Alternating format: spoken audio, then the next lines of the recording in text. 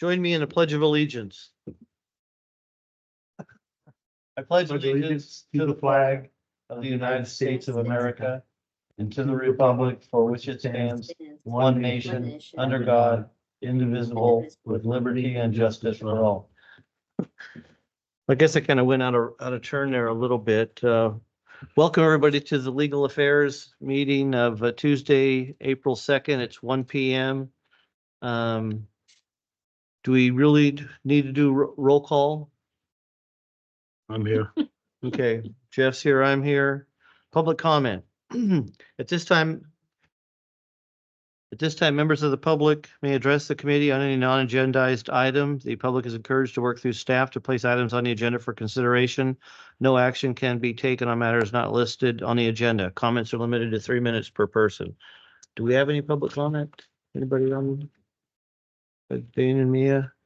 Okay. New business. Go to right to 3A, federal legislative update. Mia, you're up. Great. Thank you, Scott. Good to see everybody. I guess Michael's not here, so we carry on. First order of business is the good news that I'm sure Michael has shared, that in the fiscal year 2024 Energy and Water Appropriations Bill that was folded into a larger package of 6 bills that have passed and been enacted and signed into law. There was 11.2 million for our project in Copper Cove under the Corps of Engineers construction program, which is really a great result, great teamwork between the Corps, the district, and ourselves. I feel great about that. We had some incredible help over on the Senate side, as we typically do, so that was nice. We will be seeing that figure in the Corps' work plan that is due out 60 days after enactment, so in the next month or so, but it's a formality if the measure was earmarked and it stayed earmarked in the final passage, which ours did, then the Corps and the administration folds that into the work plan. So that represents a culmination of a couple of years of work. It is the largest Section 219 project funding in the state of California and one of the largest in the country. So, Mia, could I get some clarification on it? I know I think we got 1 million in 2022 and 1 million in 2023. Is that Correct. included in 11.2, or is this No. 11.2 is just in the work plan for 24? Just in the work plan for 24. It's a separate third year allocation for us. So 13.2 so far on this. Yep. Towards this project. Okay, thank you. Go ahead. I'm sorry. Correct. And I want to thank you directors for your incredible help and tenacity on this. We've been on it for a while. They heard us. So thank you for making the arguments and doing the hard work on that. Of course, it's, things take a bit through the Corps, which leads me to my next point, which is we're busy filing applications for fiscal year 2025 for the Energy and Water Appropriations Bill, because the Corps advises that we need a little bit more to complete the project in their estimation, and that's 3.1 million in fiscal year 2025. So we have completed and submitted our appropriation filings to both of our senators for that. Of course, our House member does not do earmarks, although he helps us through the administration. So we work with our senators on that. So that is in process right now. It's the season. So it's just finishing up those submittals now. Another piece that's pending for us right now on the legislative front is our Water Resources Development Act request, increasing the total project cost for our project just on the federal side to accommodate the cost increases we have seen as we've gone into final design and that sort of activity. We submitted that request through the Corps' own internal process known as Section 7001 effort. We did that last summer. That was included in the Corps' report, which is now submitted to the Hill, and that's the basis for the word of legislation. In addition, we also had both of our senators and Congressman Garamendi submit a request for this increase in the federal side of the ledger for our project and the authorization. So that's moving forward right now. Looks to be in pretty good shape. I would expect that we'll see some activity on the House and the Senate side on the Water Resources Development Act later this spring, early summer. That's typically the case, and then they come back in after September and try to wrap that up. Even though we have an election year, which proves to be a difficult one sometimes for getting legislation through, the Water Resources Development Act has proven to be one of those bills that typically make it through. There's usually a lot of projects in there that members are very interested in. So I expect we'll see some action on that later this spring, early summer, with a lot of support from both the Senate side, House side, and from the administration on that one. So that's good news. We also have been working on the biomass project in the county that we've been working for the last couple of months with USDA on the loan guarantee for that project. The last that I saw was that USDA had put in some additional requirements for a personal loan guarantee from the developer of that project, primarily because he was very responsible in terms of costs and management for that project. So USDA was requesting an additional guarantee on that. The bank was working with USDA, so that's in process as well. Another item that we have been working on and tracking. Hey, Mia, real quick, Yep. before we get off that, what's that time frame? I mean, Oh, it who seems like knows? that with the Who USDA thing, knows?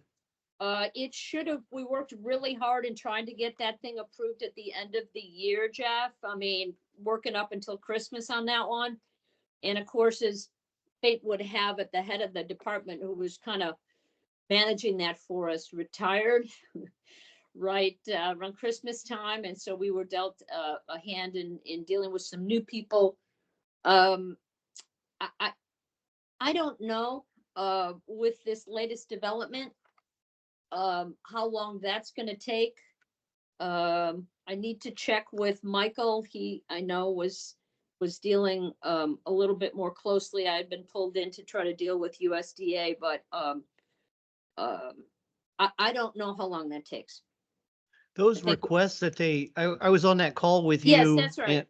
And the gentleman who is in charge of the project and financing most of it and Yeah. managing the whole thing wasn't on the call on Correct. purpose. And I think he knew the call was Right. taking place, but it seems like they have boxed him in and requiring things that almost can't be done.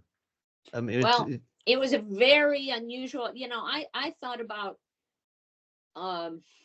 that situation, and I thought, like if I was the bank looking at that, I probably would have tried to figure something else out to satisfy USDA. It was a little surprising. It was much more reliant upon one individual than anything I'd seen before in the loan guarantee field. I didn't realize the extent of his engagement in not only the financial but managing the project. So I don't think it was completely out of line for USDA to ask for some additional help there. It seems to me the bank should have figured that out and should have offered something a little bit earlier to USDA. That's my observation. okay.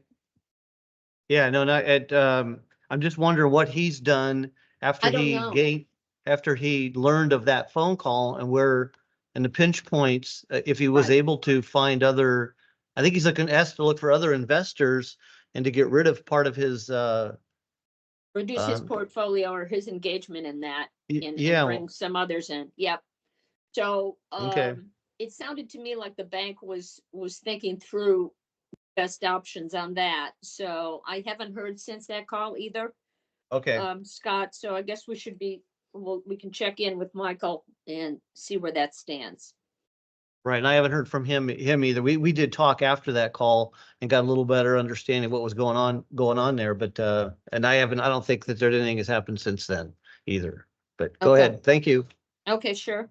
The other piece of legislation that we were looking at and talking to our members about over the last number of months is the streamlining of the FERC process. As you'll recall, there had been kind of a flurry of activity on the House side, and it looks like they were getting ready to do something on the Senate side a couple months ago. But honestly, um, with the lead up to the election, a lot of these not top tier items kind of fall away and get crowded out by other more political issues. So, I mean, there is a possibility that a package could be pulled together on kind of streamlining and efficiency of government folded into something else towards the end of the year.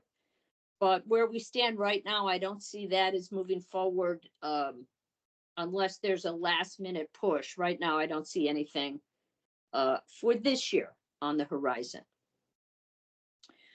The final item is the DC virtual visit. I had submitted some dates to Michael, and I think that Rebecca had looked at his calendar. The dates were April 29 and 30, May 13 and 14, or May 15 and 16. And Rebecca was telling me that May 13 and 14 looked good for Michael.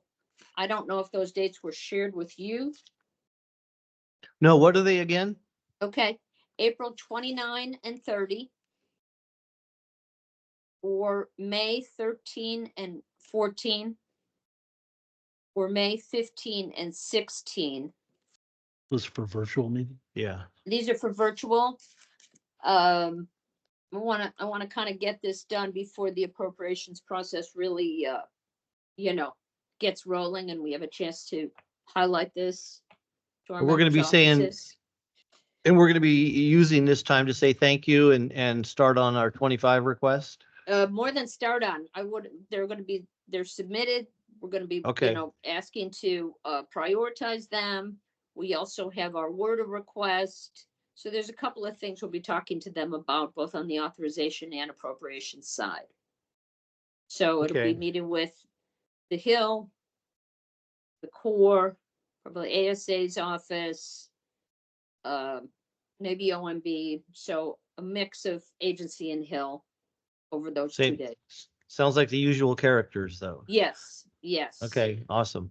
Becca, have you heard from Michael on which one of these dates? Is Mia correct at the 15, 16 look or 13, No, Yeah, it's so 13, 14.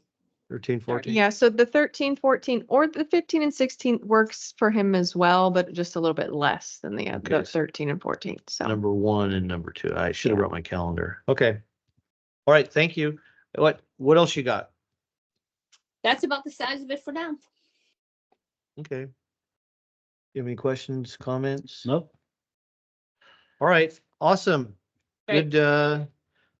Good follow-up, and we'll be looking forward to seeing you on those dates, if not between now and then. When's our next legal affairs meeting? I know it Be comes up on the agenda. June. June 4th? June 4th. Okay, so we'll be doing our virtual conversations and see you then before we have another one of these meetings. That sounds good. All right. I Oh. appreciate it. All right, Okay. thank you, Mia. Thanks, Thank Mia. you. Appreciate it. Take care. Okay, Bye-bye. bye-bye. Okay, so that wraps up our new business 3A, our federal legislative update. We're gonna move on to 3B, State ledge update. Michael Minkler at the mic. Good Hey, afternoon. Kelly. So yeah, as you guys see, I tried to put together a little packet for you guys all to look at this afternoon. And one of the first things I'm going to start off with is this through the CSDA, this HR 7525 Special District Grant Accessibility Act. And it's a great pleasure. I have Dane Wadley on the line here to kind of talk about that. Dane Wadley, as you guys know, the Senior Public Affairs Field Coordinator for CSDA, and I'm sure he can explain this a heck of a lot better than I can. So, but in your packet, you have also there's a like a fact sheet on the second page too. Actually, be the third total page, but you guys can take a look at that later. Thank you, Dane. Hey, Dane, go ahead. Sure, Please sure. Thanks, Kelly. entertain Thanks, us. thanks, directors. Appreciate it. Again, yeah, Dane Wadley, Field Coordinator with California Special District Association, the liaison to special districts in Calaveras County. But wanted to talk a little bit about HR 7525, and I'm just take a step back real quick because this is part of the, obviously CSDA does the state advocacy work through the state legislature, et cetera.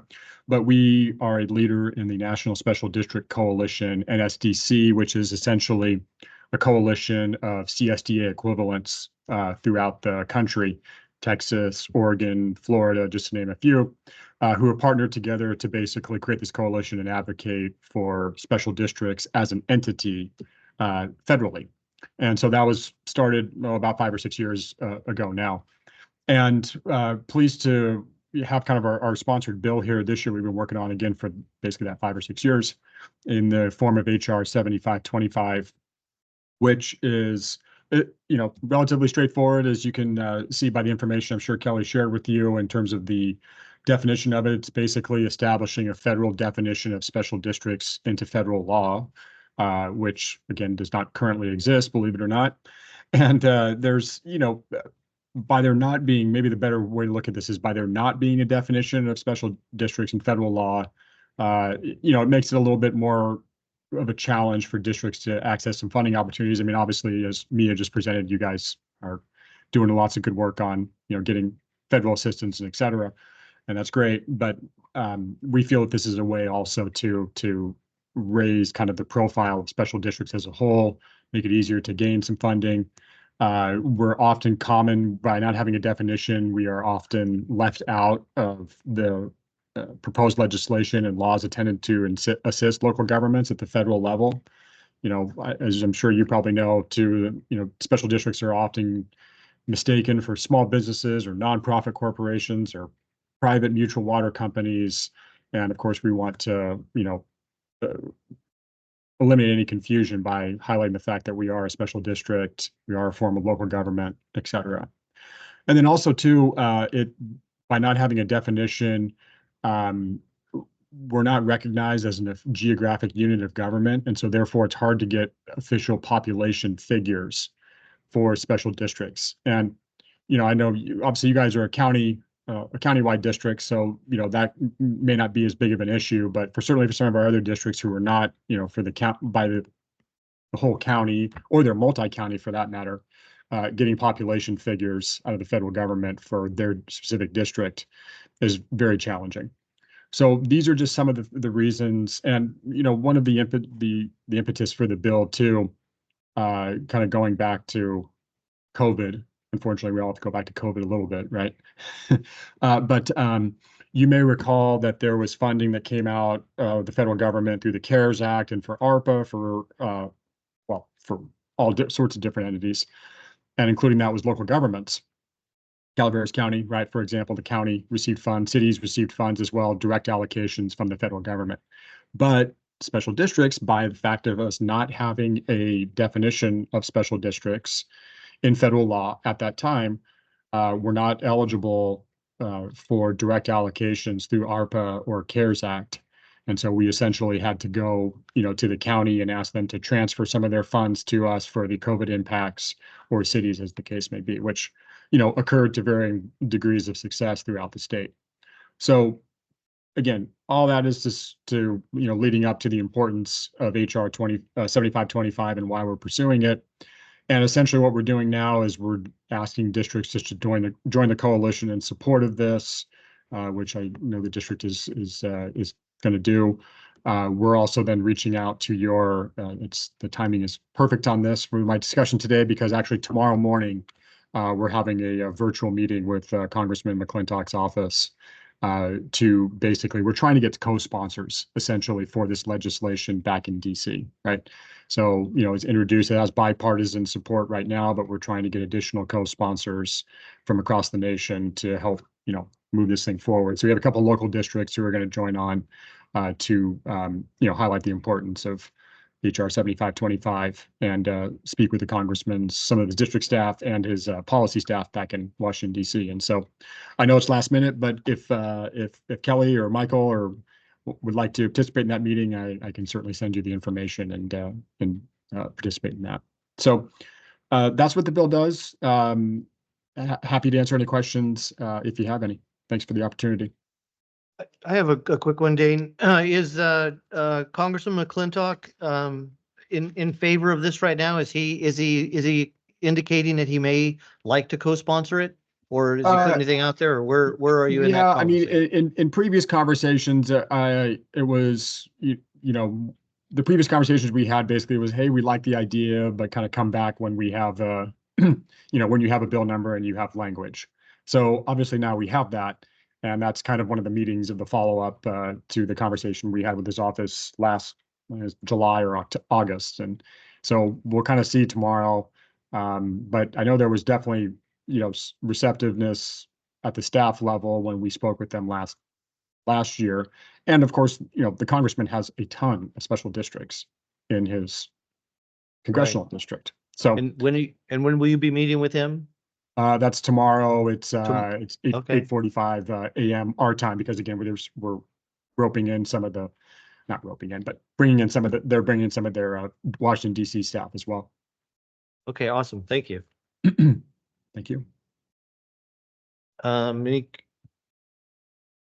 Anything further for Dane? No, and what are they asking for, a recommendation for our board to approve, or what do you want?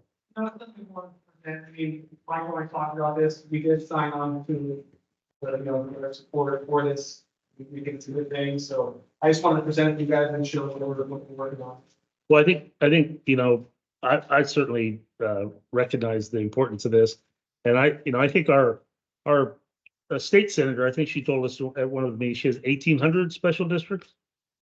So I can only imagine what McClintock has. Well, yeah, I don't know about 1,800 for a state senator is not, that's, there's only 2,000 statewide, but anyways, yeah, there are some Senate districts in the state who certainly have a lot of special districts. 300 is there are some that have like 300. Yeah. So McClintock's is, maybe she was talking about a different thing. Just she's got, multiple counties. Right.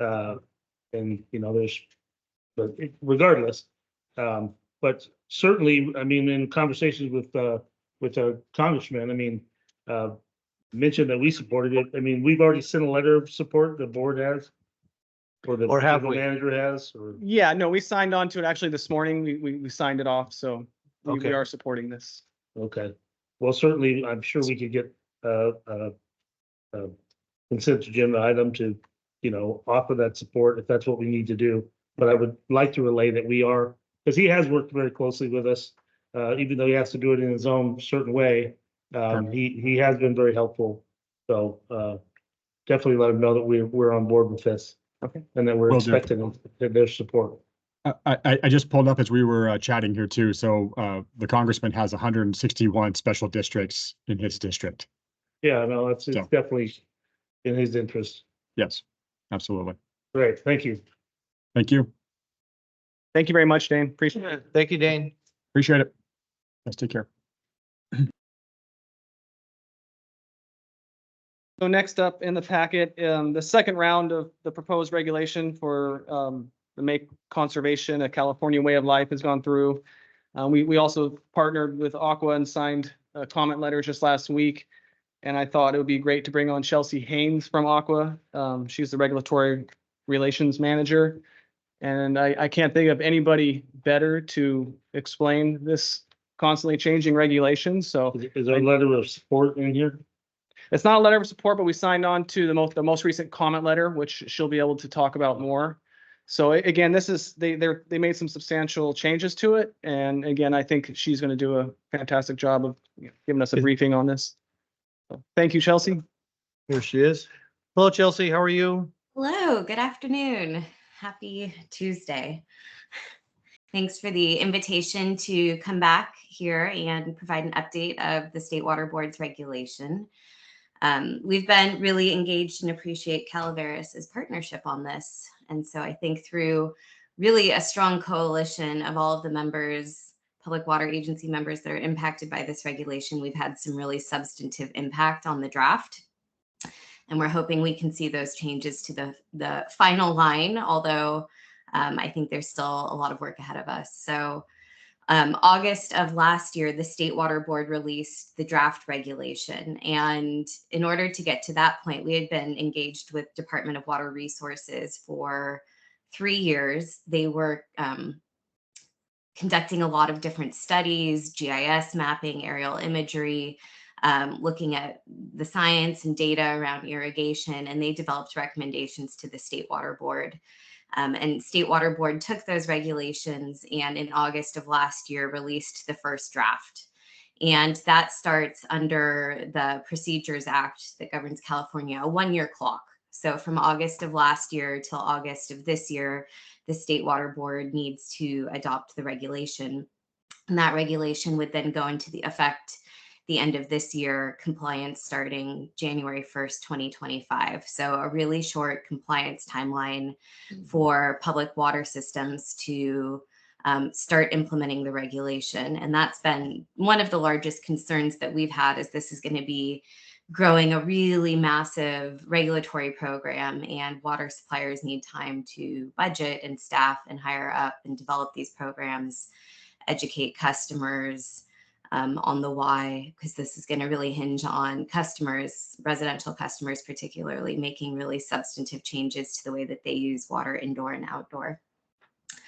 October of last year, we submitted a comment letter to the State Water Board. It had 100 of our members, including, I believe, Calaveras, sign on to that letter.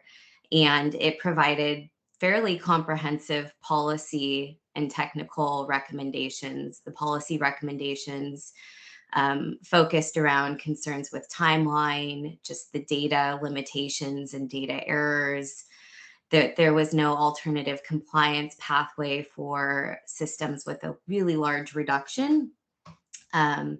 There was really significant burden that didn't tie to actual water savings that was part of the regulation. And then we felt that it went beyond the legislative scope.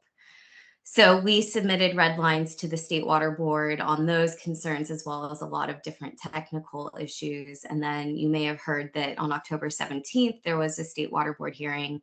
We had 80 water suppliers provide comments. The meeting went till 11 p.m. It was probably one of the longest State Water Board hearings that I've seen, and just a really significant turnout from all water suppliers across the state. Around that same time, you saw 2 other things happen. One was the Public Policy Institute of California, which is an independent think tank that looks at policy, and the Legislative Analyst Office released their own studies on the regulation, and a lot of their concerns echoed the concerns that we had been raising around feasibility with timelines, the lift that water suppliers were going to be required to make, the lack of consideration for cost benefit, concern of unintended consequences to disadvantaged communities, low income customers, trees, wildfire. So a lot of our concerns were echoed by independent third parties, which I think caused the governor's office and the administration to lean in and look more closely at the concerns that we were flagging. And from November through December, we had a series of small working group meetings with State Water Board and some of the environmental NGOs and other water suppliers to try to work through our concerns. So all of that has led us to where we're at now, which was about 20 days ago, the State Water Board released a revised draft regulation. And so that initiated the second public comment period, and there was a workshop 2 weeks ago. time's confusing right now. And what we saw were a lot of the changes that we had asked for had been integrated into the document. So just looking at Calaveras, one of the things that the State Water Board had also released was provisional data, and it shows what you're looking at as far as a % reduction based on the data that they have available, and it doesn't include all of the variances yet and a couple of other provisions. But originally, what the provisional data indicated was that Calaveras County Water District was going to have to achieve a 41% reduction by 2035. And so I think you all were a really effective example of feasibility challenges and just the lack of cost-effective consideration around what was being asked. Now in the revised data, you've gone from 41% reduction by 2035 to 27% reduction by 2040. And so a couple of things have contributed to that. One is they've pushed all of the timelines back for compliance with the outdoor standard. So the ramp up will provide a little bit more time. They've included what we call irrigable, not irrigated. It's an I&I buffer that was required by law. Or in the legislation, it required the consideration of irrigable land. And so they've made some adjustments around that. There's some new data that DWR has also incorporated, and another significant change is that they've created an alternative compliance pathway where suppliers below the medium household income are eligible to just achieve a 1% reduction annually. And suppliers with a greater than 30% reduction would only have to achieve 2% reduction annually, which we recognize is still a significant lift, but it wouldn't require you to achieve a 20% reduction in the next 5 years. So there's a lot of changes that have been made. These changes have resulted in a lot of concern and attention by some other interested parties that feel like now the regulation won't achieve enough water savings. And so that's the challenge that I think we have ahead of us is we're leaning into the data to try to make sure that we're understanding this correctly, but to make sure that the changes that we were able to secure in the most recent revised draft, which we believe make the regulation much more feasible, are retained in the version that the State Water Board will adopt in the summer of this year. So we expect another version of the regulation to be released. There will be one more public comment period, and then the State Water Board is expected to adopt the regulation sometime before August. And with that, I'm happy to answer any questions. Well, this is encouraging that some of our language or the language that what Aqua is pushing got into the bill, and it's still moving. How long do you think this process will go on, or is there a defined set time period when this is expected to become law? So the State Water Board must adopt the regulation by August, I think August 18th.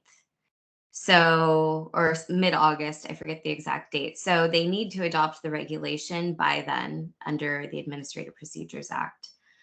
And then it would go through approval process by another state agency, and then it would go into effect the 1st of next year. I mean, what if we can't comply with our current budget structure, with the reduction of use, I mean, and with the, with the restrictions of the Prop 218, if we had to go in, because we will have to raise the cost and lower the consumption, or charge more for less consumption, which is basically what this means. What if the uprising and 218 gets approved by the voters? What do we do? So give the keys to the state? I think this has been kind of the heart of our concern, is that the state is setting really ambitious targets that may not be setting each supplier up for success. one of the things that they continue to indicate to us and that we have also expressed is the goal of this needs to be compliance, not enforcement. And so what they're looking at is in the resolution when they adopt the regulation, a directive for their staff to outline compliance pathways, what a good faith effort looks like, how technical assistance, financial assistance, which there is none because of the budget this year, how all of those are going to be framed out in a way that provides more certainty. But it's not helpful to set a regulation that is not going to be feasible for some. Well, yeah, particularly in Calaveras County. I mean, I represent a subdivision of 4,400 lots that vary from a half acre to 5 acres. Almost all of them have an animal or fruit trees or extensive outdoor watering and extensive loss because of the lack of their maintenance of their own stuff plus ours. But we're getting these urban regulations. I could see if we were going toward, let's restrict new development under these certain standards, but to put these restrictions on existing landscapes and developments that are, 40, 50 years old, I just don't know how we're going to comply with that. And the legislation is very clear that these standards must maintain new and existing landscapes. I think one of the challenges is there are variances and they're outlined in the legislation. So there's a variance for some like agriculture and livestock, but the burden will fall on you as the supplier to collect the data. Yeah, well, not just that, but also enforcement. I mean, so we have to hire or modify existing staff's job title for enforcement. It's just, there's so many things that just our budget. I mean, we can't afford, 2 more people to drive countywide and not be fixing things, I mean, well, I appreciate your efforts. It's just, this is one of those things that just makes you scratch your head and, it's just a constant barrage of regulation that the public can't afford, It is, I mean, it is good to hear that they are moving a little bit, that there are some variances and I mean, one size fits all with whatever happens to be under that canopy is what we're going to go for. We've gone from that to something a lot better than that, but this still isn't. It's still going to be very, very difficult to comply with. Well, I'm interested to see what happens between now and August. That's going to be very, very interesting. If any other questions for Chelsea? No, thank you so much. Shelley? Appreciate it. Thank you, Chelsea. Really appreciate it. Thank you for your time, Chelsea. Good job. Appreciate it. Yep, thanks. Yeah, so this one has been tough. It's changing constantly. We did submit a letter like she was referring to on that October 17th. We've been very engaged with him. One thing that was important for me to get this in this packet is because this packet will end up on our website and then folks can start absorbing this too.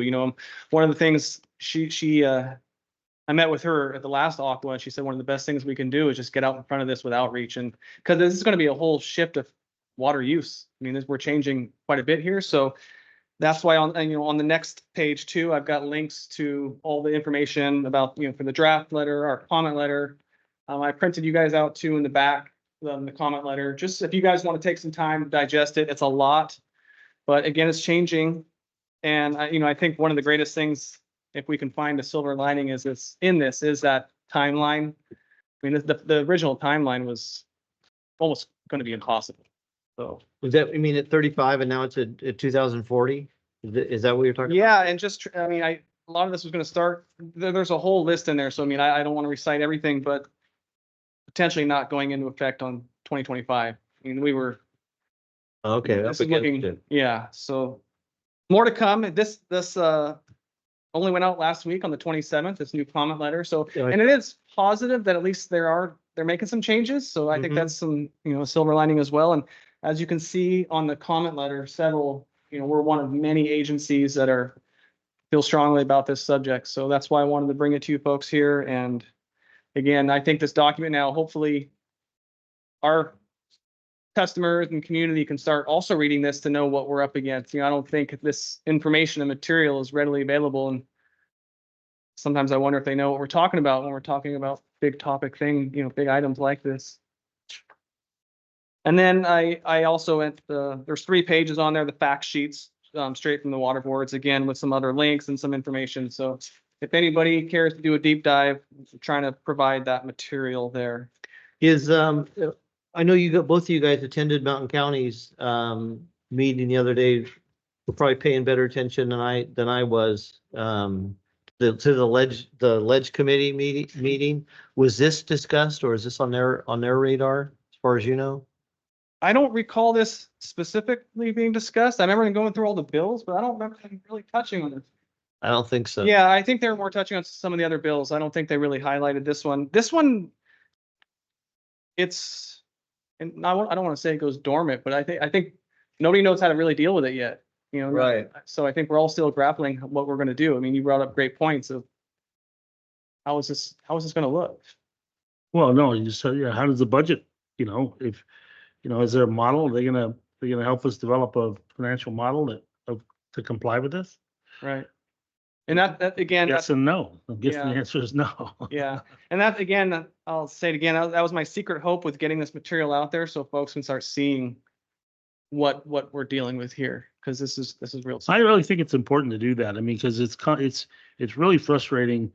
The people are, they're stuck in the, hey, I moved here 20 years ago. It was never like this. And I'm like, yeah, you're right. It's not like that. And it's going to change next week, Right. but it's nice to have the proof out there for them on a regular basis. Cause I try to explain that to the handful of people that care to even look, but this is not some small task. No. This is going to change, how all the special districts in the state operate and how they charge, and there's, and who's going to police it. There's so many things that just, that No, and that's it. are unknowns. We're gonna police it. I think they've already said that. There's no penalty directly to the consumer, to our customer, unless we create one here with policy. And Yeah. there's no one here to police it. And then we will have to change our whole rate structure. I mean, with all the rate study that we just got finished doing, it anticipates a certain level of usage over the next 5 years.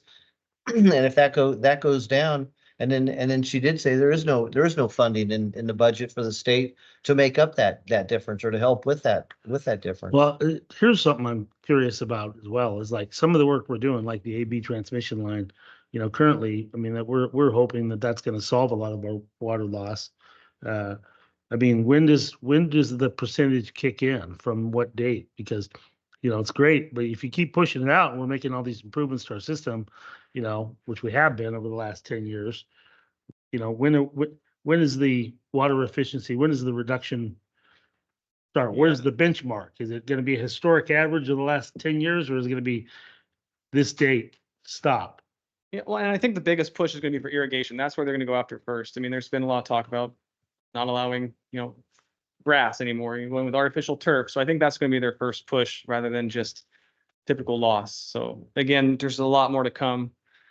And I don't have all those answers. Well, I'm just wondering, what, are we going to get credit for many of the projects that we've already done? I'd hope so, but I don't know if they would do that. Well, it'd be interesting to know what the benchmark will be for what because they're going to put a percentage out there of reduction. So a Mhm. reduction of the average of the last 10 years, or a per capita use over the last 10 years, or is there a drop dead date that says on this date, whatever you use after that, you got to reduce it by 41%? No, what are they measuring also?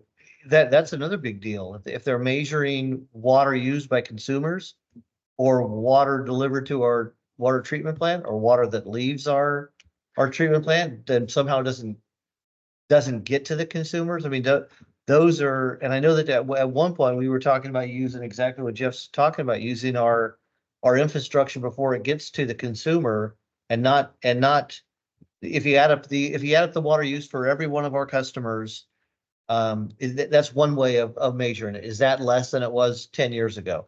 And then what is the benchmark? Is it 10 years ago? Or can we take, how much water are we treating at the water treatment plant that doesn't ever get to the meters? And if we can clean that up a little bit with the laterals and replacing laterals and all the work that we've been doing, will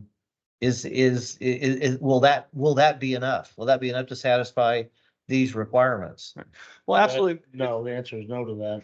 Well, it is a perfect storm. I mean, with that, all that it is getting cleaned up, with these projects. I think it's going to get cleaned up with our new meter data. So much is happening at once, and there's so many different regulations at once as well. But I do think it is going to get cleaned up, and then we'll just have to see. We'll have to start seeing the benefits of this work that we're doing. And again, the meter project, I think, is going to help too, just having accurate data. I mean, who knows what it was 10 years ago compared to now? I mean, we are now just starting to get into the cycle with that new data. So it's going to be really kind of exciting to see the difference. Well, but even the data that we have now over the last decade is skewed because of the drought and all the restrictions that we had during the drought. We made those reductions. I mean, we were very successful doing that, much to, my chagrin. I didn't like it, but, Yeah. I wanted to barely skate by because that is how we pay our bills. We sell water. Yeah. So if we sell less water and the, it doesn't matter about our supply, it's whatever the, KCR3 puts on the news scares everybody. They think it's all one source. So we're probably still recovering. We're probably using less water than we were 10 years ago just because of the restrictions on the drought and how people change their habits. But now it's going to be difficult to explain to people when the reservoirs are full that, hey, you got to start using more water and we got to start charging you more for it. Yeah. Yeah, I think that it's going to be a huge task for us. I think it's going to be a huge task for outreach. I mean, again, this is changing kind of our culture of how we use water in general too. So this is going to be a big lift for us to do. Some of the next things I wanted to highlight some of the great work that Senator Marie Alvarado Gill is doing. One of the first ones I'm highlighting here is this SB 1088. As I was reading through this, it really seems similar to SB 470, which was vetoed last year, August 8th, but then also the veto was sustained on the 25th. But a lot of the language I was noticing was almost the same. Some of the things that I really liked about this one is it's in bold down there, but there's specifying the installing of additional fire hydrants and for water systems and enhancing our water system delivery. I don't know if some of these bills have really incorporated that before. It's my understanding that there wasn't a lot of money available for that work effort in these wildland urban interface. So I think it's nice that specific language is in there, that it's included. Whereas again, it was in that 470, but some of the exact same language is in this SB 1088. Next one I'd like to highlight is this, the Sierra Nevada the SNC, the $8 million that was awarded for these crucial projects in Senate District 4. I did talk about some of these projects similar to this in the External Relations Committee. That was pretty cool to see. I even showed a video of some of the machines that they're using up there. And so some of this money is going to benefit some of these projects that are going on through UMRA, as we speak. And it is funny. I always feel out of place speaking about UMRA when I'm here with Jeff and John. And John, right? Yeah, to me, like the UMRA guys. So next, I wanted to highlight that Senator Alvarado Gill also honors Marita Calloway as the District 4's 2024 Woman of the Year. I thought that was pretty great. I did come across a quote. I don't know if I'm right, so there is a link to this press release. She may be the longest standing board member in California. So I was looking for it. that's not true. That's not true. She's not currently on. No, not current. Yeah. But No, Tom Tryon had like the most years. I think he was Yeah, no, 28 years. he held. no, but I think Oh, for a woman. I think so. I saw it on there, and Huh. before the meeting, I was looking for the quote again. I couldn't find it. That would be weird that Calaveras County has both. the I would man agree. And the woman. Yeah. So I'll find the quote, but the press release is there if you'd like to link to it again. No, I read, this article was in the Enterprise. That's the Yeah. only thing I've seen. Yeah. So I just thought it was a great thing to highlight as well. And then just on the last few pages, it's just some of the other bills that we're keeping an eye on. I apologize, I didn't break them out with some that have already been concluded essentially. For example, AB 1337, AB 338 and 460. Some of the, some of those failed or some of them passed, but especially with 1337, it was a potential to be acted upon in 2024, which we haven't heard anything yet, but a lot of these are just ones that we're looking at. I should have done links to them and I can still do links to them before we put this on our website. So again, folks can click on some of these bills and get that information and look into it for themselves if they like. But for today, I just wanted to present you guys with something to take a look at. Awesome. And again, at the back of your folder is the comment letter for what we were discussing earlier with Aqua, if you want to. Right. Well, I see Chelsea at least signs it. I don't know if she authored the whole thing. This is the letter you're talking about, the one? Yeah, signed that's by the most Chelsea? recent comment letter to the revised. No, that's good reading material. I'm gonna go home and snuggle up. That's what I thought. I thought you might like a little, Yeah, little something to read. read something to my new dogs. Can you take They're- some notes and? They're text me? interested, yeah, they're interested in water as well. Is this something you guys see useful for, these, that way, again, to me, I'm looking at it like, now this is out there, the presentation's out there, some of this, what we're Well, working on in this committee is. we For can this communicate. committee, I've been asking for years to get something in the agenda that we can, to get these numbers in the, that we're gonna be talking about. I mean, if we're gonna be talking about, 'em, let us bone up on them a little bit ahead of time. He'll study, for 2 or 3 days to get come here super prepared. But It's the same stuff with a different name on it every single time for the last 25 years. What I'll try to do is I'll try to trick you. I'll do the SB and. Yeah, AD put a and number, get let your us- attention. let us guess. Yeah, Was that 1373 or 1337? Test. I can talk more about those if you guys like, but, and do you guys have any other questions? No, I'm good. This is a very good meeting. I was, You were trying to. I was trying to cancel it this Yeah. morning. But Yeah. I'm so happy. Thank you. I talked to Becca and, Good thing there was one responsible board member. yeah, and Jeff told me I had Well, some homework. That's, I did it. yeah, that's the reason why this is late, because I heard you were not gonna come, so I said, all right, we're gonna Oh, make this okay. good, and so we pulled this off in about 10 minutes or so. Really? Got on the horn, got them You here. got those people all Yeah. this morning? I was, Okay. once I heard you weren't gonna be here, I was gonna try to make you feel bad, so. no, if I didn't come after all this work, I would have felt really, really bad. No, getting Chelsea and Dane to come speak with us and Mia is a usual suspect in these meetings, but Yeah. that's nice to have some outside presenters. Yeah, I'm really pleased that Chelsea was able to make it again. That one's a tough one. It's just changing so often, so I'm really glad she had the time to speak about And it. then we'll talk more offline on the press release. Yes, For that 11. And the reason I wanted to, I'm introducing McClintock and Columbia on Thursday night. And so I just wanted to be able to thank him in person and wanted to know, what those numbers are, that we got 11.2 appropriated this year. And 1 million in the two previous years. have you talked to your partner about providing some insight on his work into that as well? You know what I do I have? haven't prodded him yet, but Yeah, I did that's- send him, that was just yesterday that I sent him that email. That's So I actually do have a good, Ask you. I do have a good photo from DC. that I think would be good. I'll try to dig it out.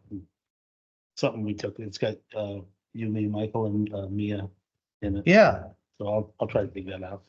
Yeah, and I think that's great. Like I said, I am briefly working on it. When we talked before about having some quotes, I think would be good. And I do have some other ideas that I'll talk to you offline about that I think, because that's a great project and, okay. we've been working on it. No, and if For a he doesn't long time. have that photograph, I know Michael does, or, Okay.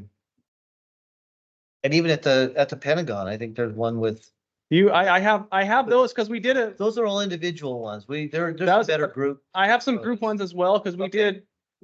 did a press release a while back, not of the fine, since it's been Right. completed, but we did something several months ago, so I do have some photos. No, I want the title to be, Calaveras receives $13 million from Absolutely. Army Corps.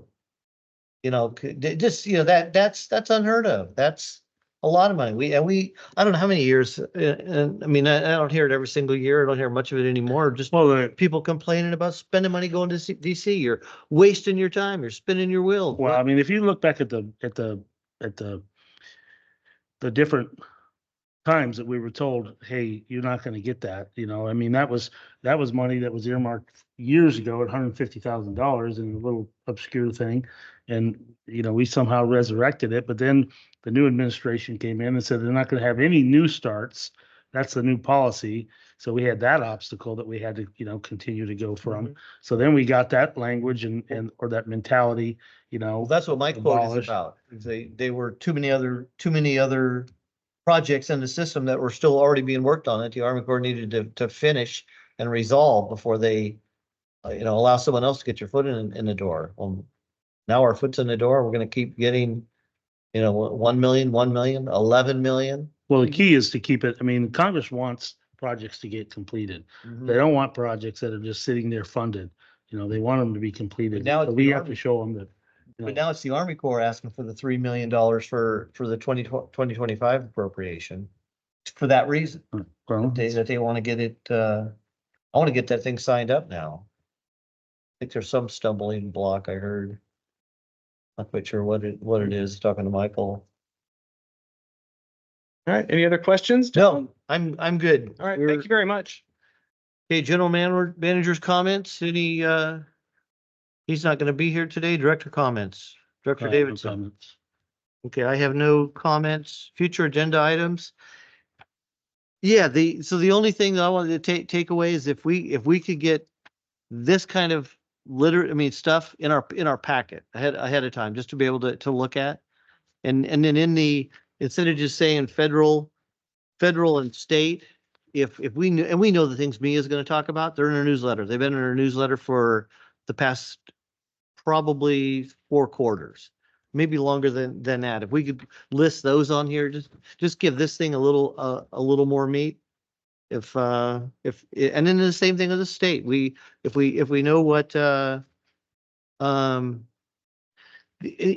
maybe even if we know what bills, Senate bills, Assembly bills that we're going to be talking about that are going on in the state, and the things that like these 2 things that Dane was talking about, special districts, we could just list those in here as well, just so there's a little bit more. Well, give the public an opportunity if they investigate it if they want. Right. Before the meeting. Right. And I mean, this does give us a lot of, and I think what Michael likes about it is it gives him a little bit of flexibility. But even while we're talking about it, if we know who's supporting this, we know what Mountain County's ledge group is supporting and involved in.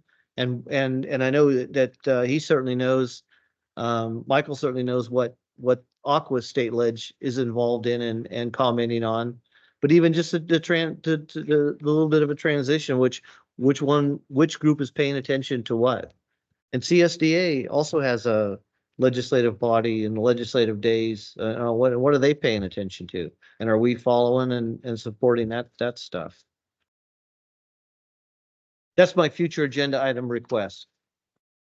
Anything further, sir? Yep.